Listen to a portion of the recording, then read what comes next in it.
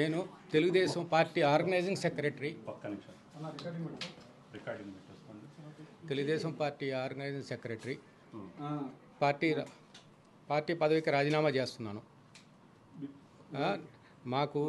మా కుటుంబానికి చంద్రబాబు నాయుడు వాళ్ళ కొడుకు లోకేష్ చాలా అన్యాయం చేశారు. 2013లో రాష్ట్ర విడగొట్టినప్పుడు ఆ రోజు మా నాన్నగారే ఆంధ్రప్రదేశ్లో ఉన్న ఎంపీలందరితో లీడ్ తీసుకెళ్ళి ఫస్ట్ ఆయనే స్పీకర్ గారికి ఇచ్చి మేమందరం రాజీనామా చేస్తున్నామని ఇచ్చారు ఫస్ట్. అలాంటి పరిస్థితుల్లో వేరే దారి లేక అదే సంవత్సరం సోనియా గాంధీ ట్రాన్స్ట్రాయ్ నుంచి పోలవరం ప్రాజెక్టు ఇచ్చారు. చంద్రబాబు నాయుడు ఇచ్చింది కాదు ఇది. ఆయనే మాకేం చేయలా, మమ్మల్ని దోసుకున్నాడు. ఇచ్చారు. తప్పనిసరి పరిస్థితే చేరిన దగ్గర నుంచి ఎంత హింస పెట్టాడంటే ఎలక్షన్కి అయి 150 కోట్లు తీసుకున్నారు. ఎవరెవరు ఎంత తీసుకున్నారో మాకు తెలుసు, లెక్కలు ఉన్నాయి. లోకేష్ ఆ ప్రాజెక్టులో సర్వనాశనం చేశారు. మేము ఏదో బాగుపడతామని సహాయం చేయాలి కానీ మమ్మల్ని నాశనం చేయటమా? చంద్రబాబు నాయుడు, లోకేష్ దొంగలు. ఒకళ్ళు తెలియకుండా ఒకళ్ళు సబ్ కాంట్రాక్ట్ వాళ్ళు సోమవారం అన్నాడుగా, అన్నీ పచ్చి అబద్ధాలు. వాళ్ళు వస్తే బేవర్సు. అదొక పార్టీ కాదు. ప్రజల కోసం, ప్రజల అవసరాని కోసం కాదు, వాళ్ళ కోసం. అది వాళ్ళ బాగోగులు, వాళ్ళ కుటుంబ సభ్యులు. అదొక వ్యాపార సంస్థ. నేను చాలా దగ్గరగా 2014 నుంచి 2019 దాకా నేను 1,00,000 ఉద్యోగాలు తెచ్చా అంటాడుగా లోకేష్. 1,00,000 ఉద్యోగాలు తెచ్చా, ఇన్ని 1,00,000 ఉద్యోగాలు తెచ్చారు, కియా కట్టాను. మరి ఆంధ్రపూర్లో ఎందుకు గెలవలేదు? నువ్వు ఆంధ్రపూర్లో ఎందుకు గెలవాలా? ఎన్ని సీట్లు వచ్చినాయి రాయలసీమలో? శ్రీ సిటీ మేమే చేసా అన్నావు. ఎందుకు గెలవలేకపోయారు? అక్కడ ఒక 3 సీట్లే పరిమితం అయ్యారు. దొంగలు. నువ్వు ఎందుకు వచ్చావు మంగళగిరి? నువ్వు రాయలసీమగా వెళ్ళి అక్కడ పోటీ చేయి. నీ ఇల్లేది అక్కడిక్కడ. నువ్వు రాయలసీమ దమ్ము ధైర్యం రాయలసీమ. అక్కడ లేరా మనుషులు? అక్కడ మీ కులస్తులు లేరా? ఎట్లా గెలుస్తావు చూస్తా మంగళగిరిలో. మంగళగిరిలో నేను కాండ్రు కమలా ఉన్నప్పుడు నేను ఎలక్షన్ చేశా. నేను ప్రత్యక్ష ఎలక్షన్ చేశా. అది బీసీ నియోజకవర్గం. నేను గెలిపించుకున్నా ఆయన్ని. మీరు అడగండి కావాలంటే కాండ్రు కమలాన్ని, హనుమంతరావుని. నేను ఎంత కష్టపడ్డాను, నేను గెలిపించుకున్నా. ఎంతమంది ఉన్నారు? సామాజిక వర్గం ఎవరికి కోసినా ఒకటే రక్తమయ్యా. నా దగ్గర పసుపు రాదు. ఈ కోస్టల్ జిల్లాలో, గుంటూరు, కృష్ణా ఈ జిల్లాల్లో కొల్లవాళ్ళు లేపుతున్నారు. వాళ్ళు డబ్బులు తీసుకోవటం, టికెట్లు అమ్ముకోవటం.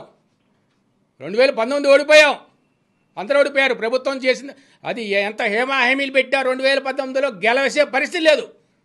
ఎందుకు? ఒక ఆలోచించారా? నీ ప్రభుత్వం సరిగ్గా పనిచేయలేదు, నువ్వు స్వార్థ రూపంగా పనిచేసావు. నీ అపాయింట్మెంట్ కోసం 25-30 మంది బయట ఎమ్మెల్యేలు వెయిటింగా. మా నాన్నగారు 1 గంట సేపు వెయిట్ చేశారు.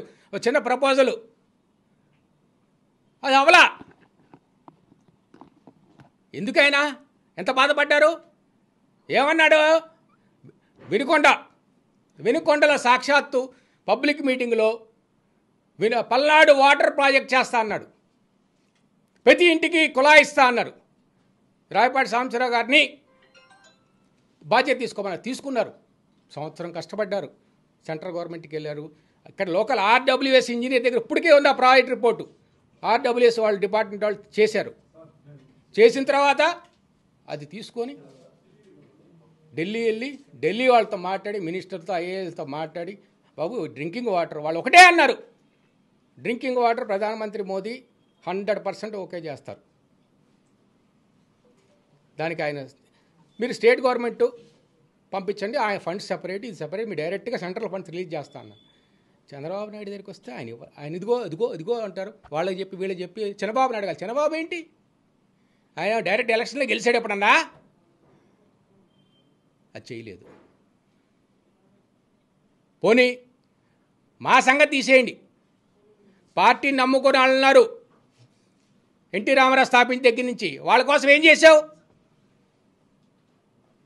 వాళ్ళ కోసం ఏం చేశావు? ఈరోజు వాళ్ళు ఎకరం 2 ఎకరాలు ఉన్న అమ్ముకొని ఇబ్బంది పడితే అప్పుల్లో ఉంటున్నారు. లోకేష్ ఏమంటావు నువ్వు? నేను కార్యకర్తల సంక్షేమం ఏం చేసావయ్యా? ఇన్సూరెన్స్ ఇస్తానా చనిపోయిన వాళ్ళకి, అందరి దగ్గర మెంబర్షిప్ తీసుకున్నావు. ఏది లెక్కలు తీ బయటికి? ఎంతమందికి ఇచ్చావు చూపించు. ఎందుకు వసూలు చేసే డబ్బులు? 50 లక్షల మంది 60 లక్షల మంది. తర్వాత వాళ్ళకి కార్డులే ఇవ్వలేదు వాళ్ళు. దీన్ని ఏమంటారు? పచ్చి మోసం. తెలుగుదేశం పార్టీ ఒక పచ్చి మోసం. నేను క్లియర్గా చెప్తున్నా. మేము 40 ఏళ్ళ నుంచి రాజకీయం, మా కుటుంబంలో మా నాన్నగారు 4 సార్లు 5 సార్లు ఎంపీ అయ్యారు, ఒకసారి ఓడిపోయారు, ఒకసారి రాజ్యసభ చేశారు.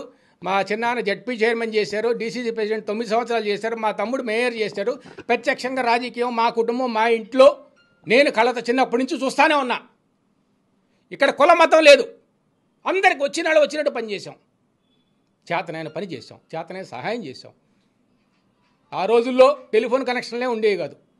టెలిఫోన్ కనెక్షన్ కూడా ఢిల్లీ నుంచి ఎక్స్ట్రా తీసుకొచ్చి ఇచ్చేవాళ్ళం, రూపాయి ఆశించకుండా.